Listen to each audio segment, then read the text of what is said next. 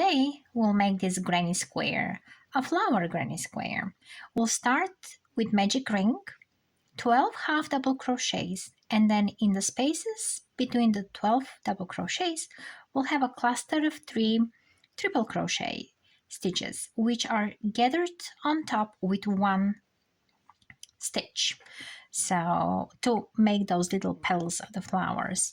Then we'll have a cluster of double crochets, and then we'll form the corners, and then one last row of just clusters of triple crochets and the 4 corners of 2 groups of 3 double crochets with just 1 chain in between.